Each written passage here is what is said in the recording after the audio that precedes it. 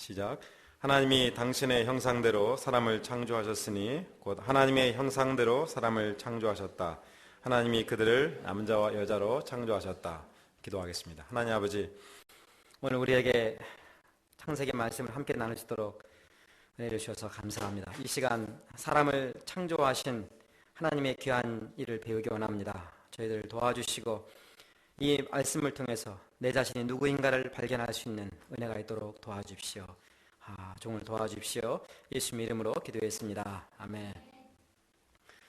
얼마 전에 정말로 결혼하고 처음으로 은혜 사모님과 함께 영화를 보러 갔습니다. 보러 갈래 보러 간 게 아니라 오랜 동안 은혜 사모님이 끈질기게 요구했고 거기에 또 요한이가 응답을 해서 거의 제가 끌려가다시피 하고 영화관을 갔습니다. 영화 제목은 레미제라블이었습니다. 전 이상하게도 영화관만 가면 잠드는 그런 아주 좋은 버릇이 있어요. 제가 군대를 막 제대하고 그때 주윤발이 한 영웅본색이 막 나왔을 때였어요. 그래서 담임 목자님이 군대에서 수고했다고 저에게 홍콩 선교를 위해서 기도를 하러 가자. 그래서 저는 기도원에 가는 줄 알았어요. 그랬더니 그 영웅본색이 막 나온 영화를 보러 가더라고요. 그래서 서울국제여행 어디 갔는데 주인발 멋있잖아요. 탁 롱코트를 입고 탁 총을 쏘는데 저는 의자에 누워가지고 잠들었어요. 한참 자다 보니까 막 총소리가 나길래 이거 어딘가 봤더니 주인발이 막 넘어지면서 막 날르면서 총을 쏘고 있더라고요. 담임 목자님이 그런 저를 보시고 크게 실망하셔서 얘는 홍콩 선교에 안 되겠다 이렇게 하시던지 하여튼 다시는 저와 함께 영화를 보러 가자는 말 안 하셨습니다. 어쨌든 레미제라블 영화를 보면 그 영화를 움직이는 두 사람이 나오죠. 장발잔과 자베르입니다. 혹시 안 보신 분 있어요? 전 거의 다 봤다고 생각했는데 안 보신 분 한번 손 들어 보실래요? 와, 지금 그냥 듣는 걸로 그냥 끝내세요. 죄송합니다. 안 보신 분들에게. 오랜만에 영화를 보고 와가지고 제 머릿속에 너무 신이 나가지고 이 장발잔하고 이 자베르 두 사람이 영화에 이끌어가는 두 역할이 나오는데 이 두 사람의 운명이 시간이 갈수록 완전히 달라집니다. 맨 마지막에 가서는 장발잔은 그 인생의 아름다운 결말을 맺어가지만 자베르는 자살로 그 삶을 끝내는 것이 나옵니다. 왜 이런 차이가 나게 되었을까요? 시작은 장발잔은 아주 슬픈 운명으로 시작하고 자베르는 아주 폼나는 형사로 시작하는데 오히려 장발잔은 아름다운 인생의 결말을 맺고 뭔가 힘있고 권세자의 자리에 올라가서 성공했던 자베르는 아주 비참한 결말을 맺습니다. 왜 이런 차이가 났을까요? 그것은 사람에 대한, 인간에 대한 두 사람의 이해가 전혀 달랐기 때문입니다. 소위 말하면 인간관에서 서로 차이가 났기 때문이라고 할 수 있습니다. 오늘 우리의 삶도 이와 같을 수 있습니다. 사람을 어떻게 이해하느냐, 나 자신을 어떤 눈으로 보느냐에 따라서 나의 인생도 전혀 다른 결말을 맺을 수 있습니다. 사람이 누구인가, 내가 누구인가 하냐에 따라서 내 인생관에 따라서 내 삶이 완전히 다른 삶을 살 수가 있습니다. 사람이 누구입니까? 내가 누구입니까? 하나님께서 사람을 창조하시면서 설정한 사람이란 누구인가라는 이야기가 오늘 말씀의 이야기입니다. 오늘 말씀을 보면 과연 내가 누구인가라는 것을 우리가 알 수 있습니다. 우리가 오늘 말씀을 통해서 내가 누구인가를 잘 살펴보고 또 깊이 새기는 가운데 우리의 삶도 아름다운 결말을 맺을 수 있기를 간절히 바랍니다. 첫째로 하나님은 사람을 다스리는 자로 설계를 하셨습니다. 26절 한번 같이 읽어보겠습니다. 26절 시작. 하나님이 말씀하시기를 우리가 우리의 형상을 따라서 우리의 모양대로 사람을 만들자. 그리고 그가 바다의 고기와 공중의 새와 땅 위에 사는 온갖 들짐승과 땅 위를 기어다니는 모든 들짐승을 다스리게 하자 하시고, 우리가 지난주에 살펴본 대로 처음 하나님이 창조하신 땅은 혼돈과 공허와 흑암뿐이었죠. 하나님은 이런 세상에 6일 동안에 많은 것을 창조하셨습니다. 혼돈했던 세상은 질서가 잡히고 공허했던 세상은 충만하게 되었습니다. 모든 것이 다 갖추어졌을 때 하나님은 사람을 창조하고자 하셨습니다. 그런데 하나님은 사람을 만드시면서 이제까지와는 전혀 다른 방식을 취했습니다. 이제까지는 어떻게 했어요? 있으라 하면 팡 있어졌죠. 돼지가 있으라 그러면 꼴꼴꼴 돼지가 나오고, 새가 날아라 그러면 퍼득퍼득 참새가 날고, 뭔가 한마디로 팡팡 그대로 이루어졌습니다. 그런데 사람을 만드실 때는 달랐습니다. 뭐가 다르죠? 먼저 하나님은 사람을 어떤 사람으로 만들 것인가에 대한 고민을 하고 디자인을 하셨습니다. 이를테면 먼저 설계도를 그리셨습니다. 그만큼 하나님은 사람을 귀하게 여기셨습니다. 또 설계도가 있다는 것은 무엇을 말하겠습니까? 어떤 건물에 문제가 생겼어요. 갑자기 막 물이 터지고 전기가 나가고 문제가 생겼습니다. 건물을 지은 사람은 어디 있는지 없습니다. 그러면 어떻게 해야 됩니까? 설계도를 찾죠. 도대체 전기라인이 어떻게 되고 물 배관이 어떻게 됐는지 설계도 보면 나오니까 그걸 보고서 근본 원인을 찾아서 해결해 나갈 것입니다. 마찬가지로 내 인생에 어떤 문제가 생겼어요. 갑자기 막 마음이 막 이상해지고 심란해지고 의미를 잃어버리고 방황하고 막 혼돈해지고 고통이 다가옵니다. 내가 왜 이렇지? 밥도 잘 먹고 몸도 건강하고 마음도 괜찮았는데 친구도 많고 뭐 잘 돼갔는데 왜 갑자기 내 인생이 꼬이지? 문제가 있을 때 어떻게 해야 됩니까? 내라는 존재의 설계도가 어떻게 되었는지, 본래 내가 누구인지를 들여다보고 문제의 원인을 찾으면 될 것입니다. 또 하나님은 사람을 만든 목적이 무엇인가 보면 알 수 있습니다. 하나님은 지으신 모든 것들을 사람으로 하여금 다스리게 하자는 분명한 목적을 설정하셨습니다. 다스린다는 말은 우리 영어성에 보면 룰 오버로 나와 있습니다. 그래서 우리는 이 말을 질서를 잡는다 이렇게 분명하게 해석을 하지요. 우리가 무엇을 다스린다고 하면, 또 질서를 잡는다고 하면 어떤 생각이 들어옵니까? 빨간 해병대 모자를 쓰고 완장을 차고 호루라기를 불고 교통봉을 막 흔들면서 저쪽으로 가 거기 주차하면 안 돼요 뭐 이런 뭔가 좀 이렇게 힘과 권위를 가지고 누르고 사람들을 통제하고 억압하는 것을 우리는 다스린다는 생각을 많이 합니다.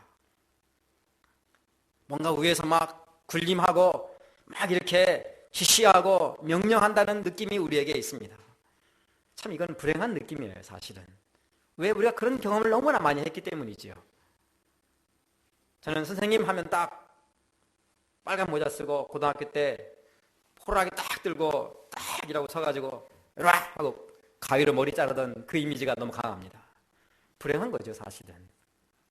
그런데 하나님이 지으신 세상에서 사람이 군림하고 지배하고 호루라기 불고 막 쥐봉을 흔드는 것이 다스리는 것이겠습니까? 하나님이 지으신 세상을 보면 이미 세상에 질서가 잡혀 있습니다.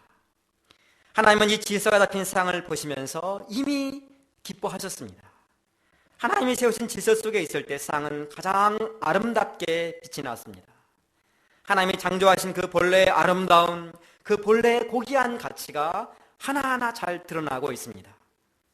그러므로 사람이 세상을 다스린다는 것은 하나님이 세워놓으신 그 질서가 잘 유지되도록 하는 것이라고 할 수 있습니다. 무엇보다도 하나님이 설정해 놓으신 그 아름다운 가치, 하나님이 창조하면서 설정해 놓으신 그 본래의 아름다운 가치가 잘 드러나도록 도와주는 것, 그것이 다스리는 것이라고 할 수 있습니다. 장미는 장미대로 아름답게 피어나서 향기를 발하도록, 사자는 사자답게 폼나게 살도록 잘 도와주는 것이 다스리는 것입니다. 그래서 하나하나가 그 본연의 가치가 드러나도록 하는 것, 그것이 다스리는 것이라고 할 수 있습니다. 이렇게 생각한다면 지배하고 다스리는 것이 아니라 섬기는 것이라고 할 수 있습니다. 잘 살도록, 잘 가치가 발휘되도록, 하나님이 지으신 아름다운 모습이 드러나도록 잘 섬겨주는 것이 다스리는 것이라고 할 수 있습니다. 연시대학교의 모토가 섬기는 리더십이라는 말들을 많이 합니다. 섬기는 리더십이 무엇을 말하겠습니까? 섬기는 리더십 하면 리더가 먼저 출근해가지고 직원들 몰래 화장실 청소하고 먼저 허리 굽혀서 휴지 줍는 것을 섬기는 리더십이라고 이해하는 분들이 많이 있습니다. 그것도 필요하면 해야 되겠죠. 우리 보면은 우리 리더들이 참 열심히 청소를 많이 합니다. 그런데 섬기는 리더십은 단지 그냥 섬겨주는, 청소해주고 남몰래 선행을 하는 그러한 것을 말하지 않습니다. 섬기는 리더십이란 하나님이 창조하신 본래의 아름다운 가치가 하나하나가 잘 발휘될 수 있도록 잘 돕는 것이라고 할 수 있습니다. 내가 리더라면 내가 섬기고 있는 사람들이, 내 아래에 있는 사람들이, 내가 맡고 있는 사람들이 하나님이 주신 아름다운 삶을 살도록 도와주는 것이 섬기는 리더십입니다. 내가 연구실에 있습니다. 내가 직장에 있습니다. 내 주변에 있는 사람들이 그 아름다운 삶을 살도록, 하나님이 기뻐하시는 자의 삶을 가도록 도와주는 것이 다스리는 것이고 섬기는 리더십입니다. 내게 가족이 있습니다. 내가 아내가 있고 남편이 있고 자식이 있습니다. 그러면 그 한 사람 한 사람이 하나님 보시기에 아름다운, 하나님이 주신 본래의 가치가 드러나도록 내가 도와주고 내가 섬겨주는 것이 다스리는 것입니다. 누워가지고 왜 그 소리를 치고 막 괴롭히고 이 역할하는 이게 아닙니다. 이렇게 할 때 이것이 사람을 지으면서 설정하신 사람의 존재 이유였고 가치였습니다. 우리는 그러므로 한 사람 한 사람이 이러한 섬기는 리더십을 갖고 살아야 합니다. 내가 어디에 있든지 무엇을 하든지 어떤 자리에 있든지 이 삶을 살 때 우리는 행복합니다. 살 맛이 나게 됩니다. 둘째로 하나님은 사람을 하나님의 형상대로 만드셨습니다. 27절 한번 같이 읽어볼까요? 27절도 시작.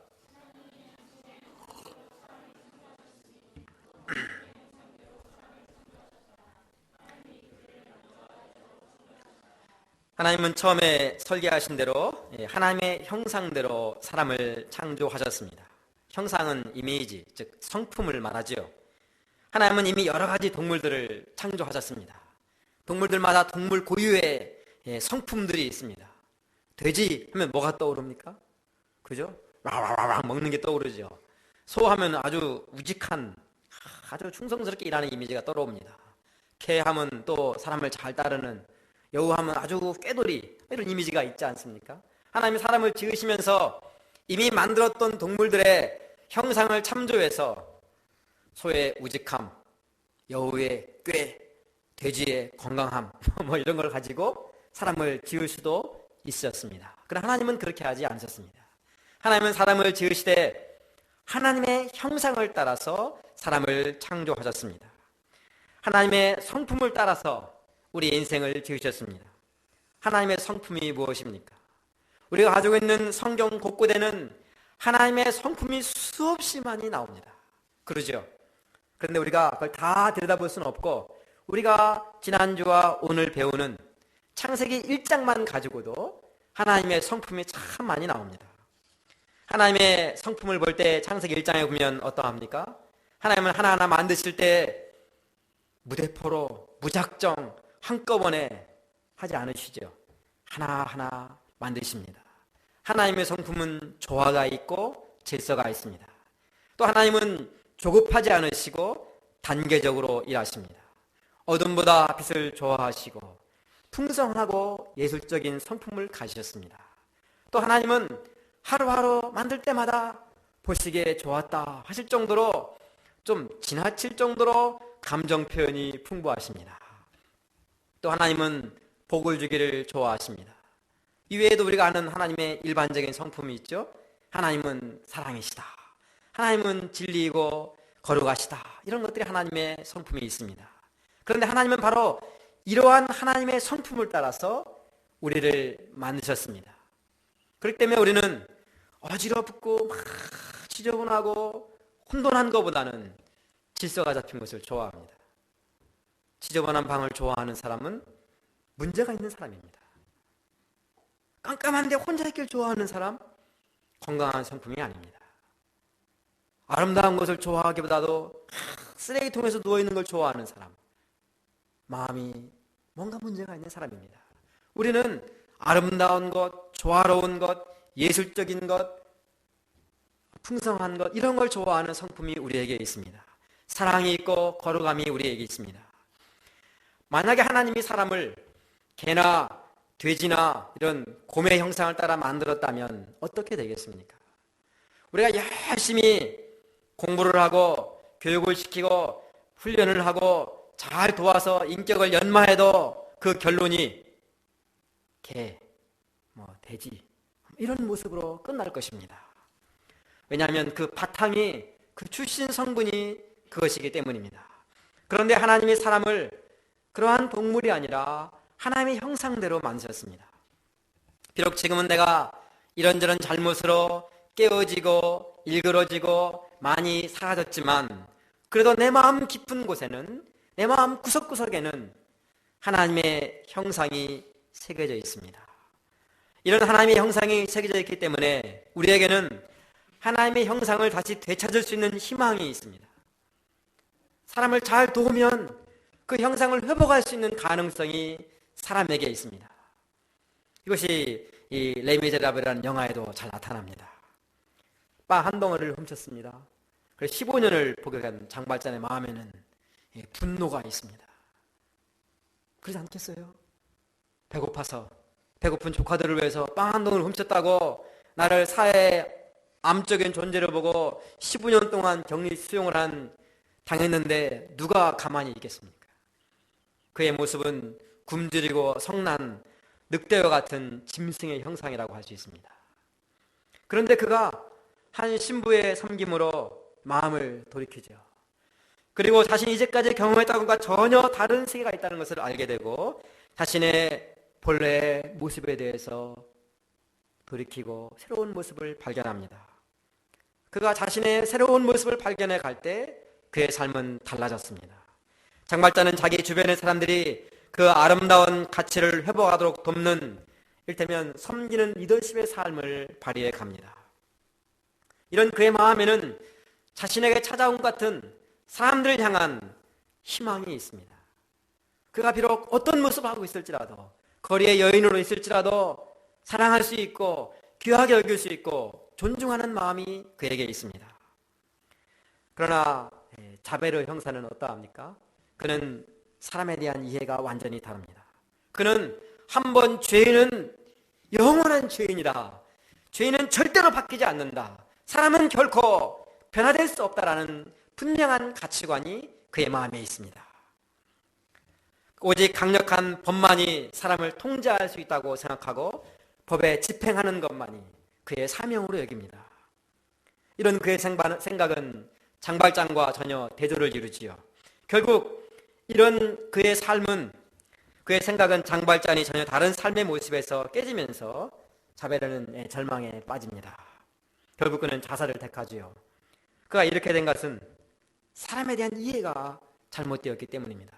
자기가 생각할 때는 한 번 죄수는 영원한 죄수고 한 번 잘못한 사람은 영원히 사회에서 격리시키고 회복할 수 없는 사람인 줄 알았는데 장발장을 보니까 그렇게 괴롭힌 자기도 용서하고 살려주고 전혀 다른 삶을 사니까 그가 절망에 빠져가지고 자살합니다. 레미제라블이라는 이 제목은 레가 그 불어의 더죠. 더 미저러블 이렇게 볼 수 있죠. 가장 비참한 사람. 가장 비참한 사람이 누구인가? 누가 가장 비참합니까?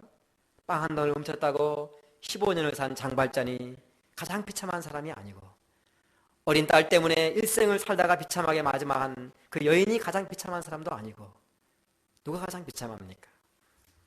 그 사람은 사람에 대해서 어떤 희망도 갖지 못하고 살다가 절망에 빠진 자베르라고 할 수 있습니다.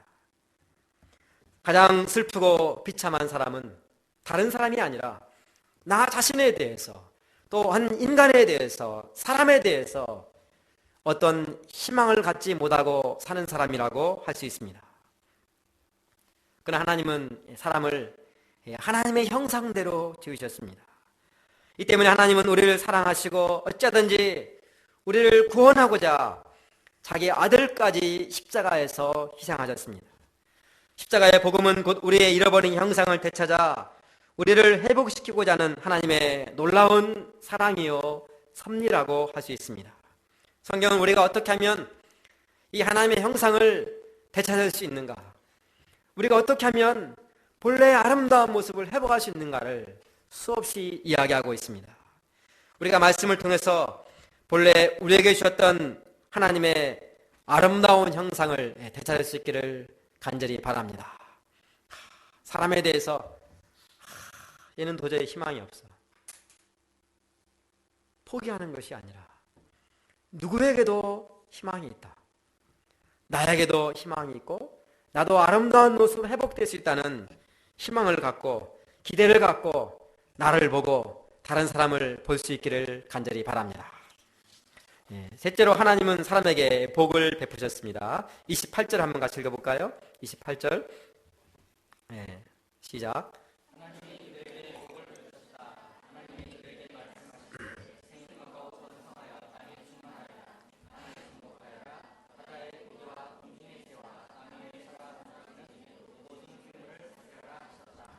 하나님께서 사람을 지으시고 복을 베푸셨습니다.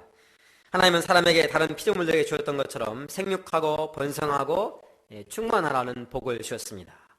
하나님은 우리가 생육하고 번성하고 충만하기를 원하시고 또 그렇게 축복하시는 분이십니다.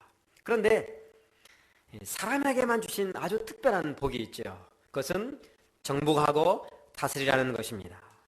땅을 정복하라는 이 명령은 참 여러 가지로 오해가 많이 되어 왔습니다. 땅을 정복하라, 다스려라 하는 이 명령이 중세시대는 말 그대로 새로운 땅을 정복하라는 명령으로 이해되었습니다. 그럼 어떻게 했겠어요? 군대를 조직해서 큰 함대를 조직해가지고 쫙 식민지 가갖고 정복합니다. 그 정복 함대에 누가 있어요? 선교사를 태우죠. 우리나라 강화도에 왔던 제너럴 셔먼호도 선교사가 있었습니다. 토마스 선교사가 있었죠. 그러니까 사람들의 개념 속에는, 그 당시 사람들 개념 속에는 정복한다는 것은 땅을 정복하는 것이고, 땅을 정복해서 선교사를 파송해서 교회를 세우는 것이 이 명령을 실천하는 것이라고 생각했습니다. 잘 되었을까요? 잘 된 곳도 혹 있습니다. 그러나 대부분의 경우는 결과가 아주 안 좋았습니다. 함대를 이끌고 가가지고 군대를 끌고 가서 식민지를 정복한 다음에 선교사를 파송해서 교회를 세우고 그럴 때는 뭔가 되는 것 같은데 19세기, 20세기 들어와서 독립을 하면 대부분의 나라들이 기독교를 버렸습니다. 안티 기독교 국가가 되었습니다. 실제로 많은 나라들이 이슬람 국가가 되었습니다. 프랑스 식민지였던, 영국이 식민지였던 이런 나라들이 지금은 이슬람 국가로 아주 세력을 떨치고 있습니다. 이것이 또 근세에 와서 이 말씀을 자연을 정복하라는 말씀으로 또 해석이 되기 시작했습니다. 그래서 어떻게 했습니까? 미지의 세계, 오지의 세계를 정복하고 개척하고 개간하는 것으로 많이 이용을 하였습니다. 그러다 보니까 점점 환경 파괴가 되었습니다. 오늘날 이 정복하고 다스리라는 말씀을 어떻게 이해하는지 아십니까? 문화 명령으로 많이 해석하고 또 이용합니다. 문화 명령이라는 것은 세속주의 문화, 이방 문화에 기독교 문화를 전파해서 기독교 문화로 세상을 바꾸자는 명령으로 이해합니다. 괜찮은 것처럼 들리죠? 문화 선교를 하나의 모티브로 이 말씀을 많이 인용할 때 많이 씁니다. 그런데 이것도 자칫하면 식민지 시대의 실패를 반복할 위험을 갖고 있습니다. 오늘 우리는 이 말씀을 어떻게 이해하는 게 좋겠습니까? 땅도 정복하지 말고 문화도 정복하지 말고 그럼 뭘 정복해야 되겠습니까? 하나님은 사람에게 정복하고 다스리는 삶을 복으로 주셨습니다. 우리가 정복하고 다스리는 삶을 살 때 행복하고 사는 맛이 있고 삶의 가치가 있는 것은 분명합니다. 그런데 그 의미는 하나님께서 사람을 지으시면서 가지셨던 처음의 본래적 의도와 관계가 있습니다. 그것은 땅 뺏기 싸움도 아니고 자연을 정복하는 것도 아닙니다. 단순히 세상 문화를 기독교 문화로 정부하고 다스리는 문화 명령으로서의 이해도 아닙니다. 그것은 곧 하나님이 지으신 이 세상이 하나님께서 기뻐하시는 모습으로 관리하라는 명령이요, 또 오늘 우리에게는 하나님이 기뻐하시는 세상으로 회복하라는 명령이라고 할 수 있습니다. 내 주변 환경에 대해서도 우리는 이런 마음으로 대할 수 있어야 됩니다. 정보하고 다스리라, 그러니까 막 파헤치고 막 그냥 함부로 하는 것이 아니라, 가서 누르는 것이 아니라 오히려 하나하나를 귀하게 여기고 잘 가꾸는 것이라고 할 수 있습니다. 꽃 한 송이, 풀 한 포기라도 하나님이 지으신 것으로 알고 귀하게 여기는 마음을 갖는 것이 이 마음의 한 자락이라고 할 수 있습니다. 또 내 주변의 사람들에 대해서도 우리는 이런 마음으로 대할 수 있어야 됩니다. 레미제라블 영화에 나왔던 그 신부의 역할이라고 할 수 있겠죠. 상처받고 괴로워하고 분노에 쌓인 그 함께하기 힘든 그런 장발장에게 따뜻한 식사를 대접하고, 어디서 대접합니까? 문간에다가 죄송하지만 도구 그릇에다가 이렇게 줘서 먹게 하는 것이 아니지요. 데리고 와서 테이블에 앉아서 최고급 식기로 정상적으로 잘 섬깁니다. 장발자는 그런 성령을 받아본 적이 없죠. 오히려 그 섬김을 오히려 악용합니다. 은접시를 자루에 가득 담아가지고 튀죠. 그런데 그런 그에게 모든 걸 내어줍니다. 내 것이 아니니까. 그랬을 때 장발장이 바뀌죠. 그가 하나님의 형상을 회복하고 하나님의 기뻐하시는 새로운 삶을 사는 것을 보게 됩니다.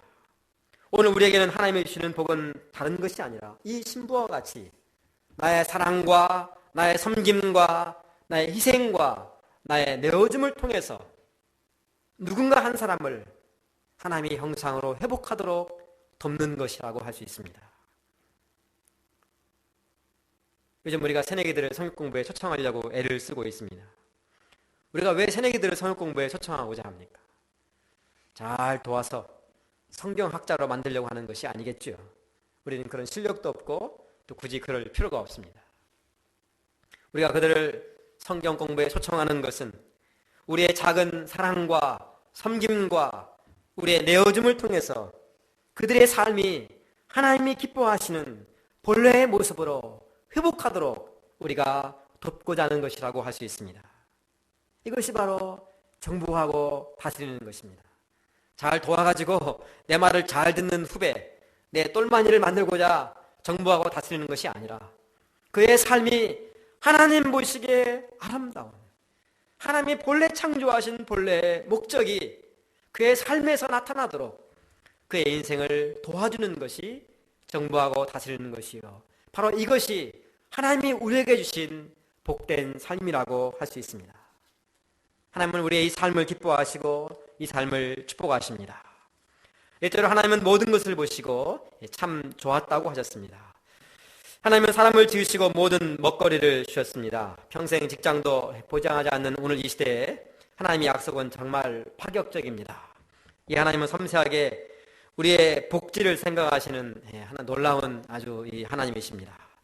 하나님은 이 모든 것을 다 마친 다음에 하나의 평가를 내리십니다. 하나님이 내리신 평가를 한번 읽어봅시다. 31절 한번 읽어봅시다. 31절 시작.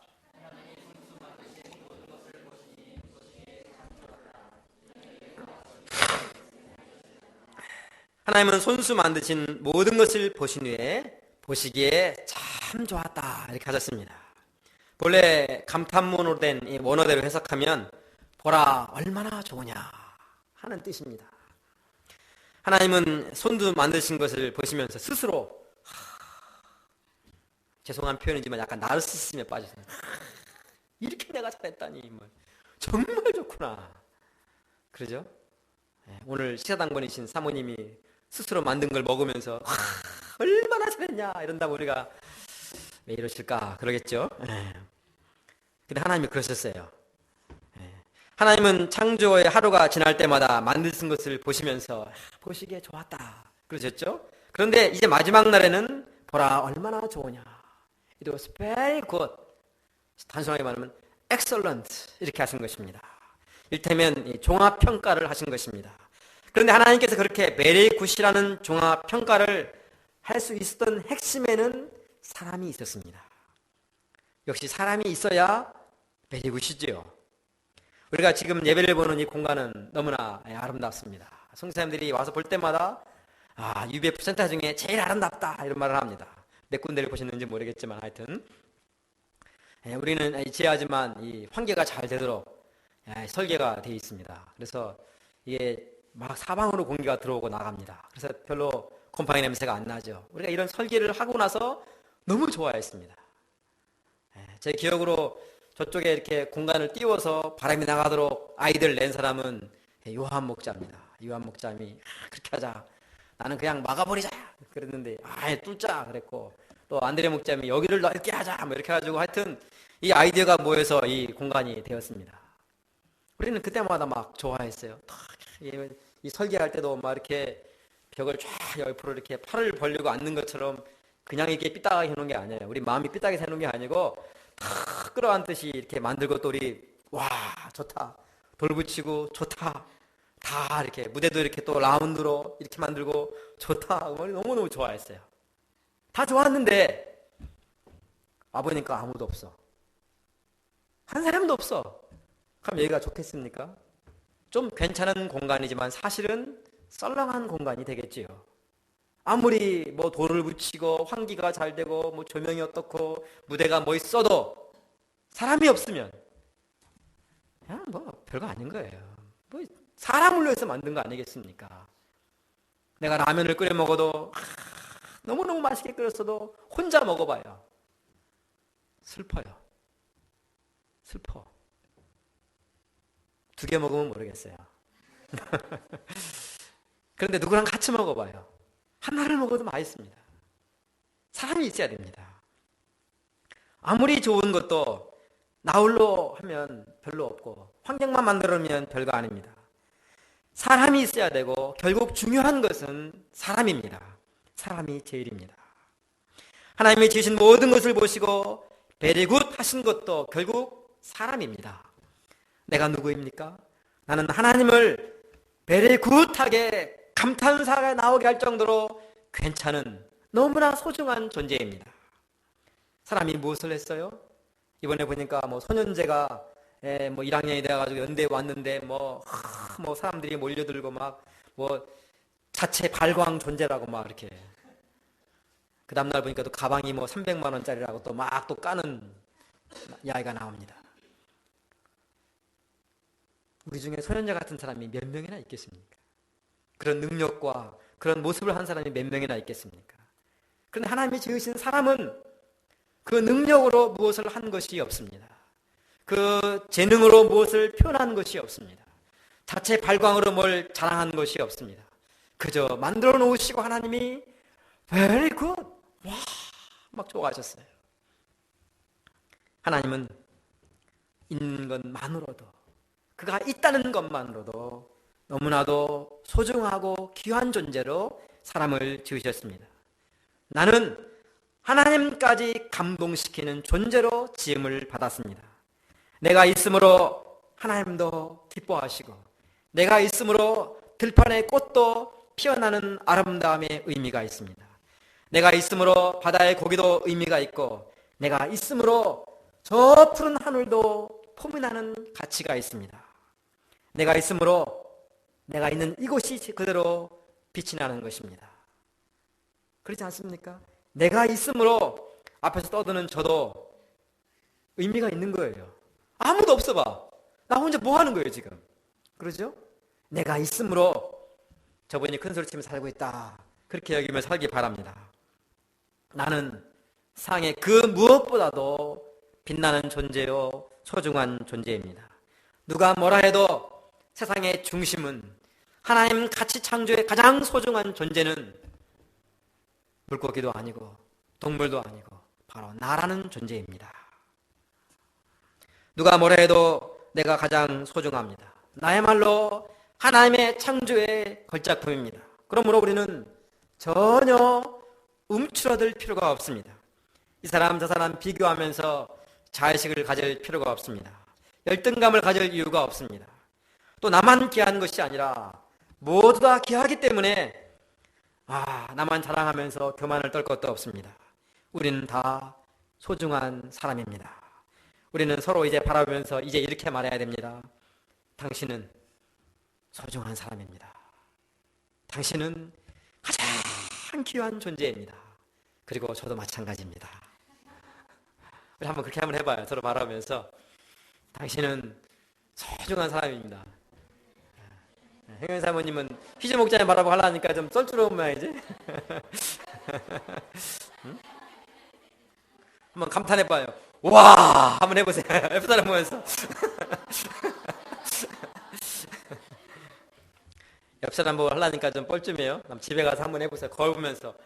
와! 이렇게 잘났다니! 이렇게. 그래요. 그렇게 해도 돼요. 그럴 만한 가치가 우리에게 있습니다. 제가 대학 1학년을 대학고 서울에 왔는데 서울 아이들은 얼굴도 하얗고 말도 이렇게 얼마나 감칠맛 나게 하는지 막 귀가 간지러워요. 막.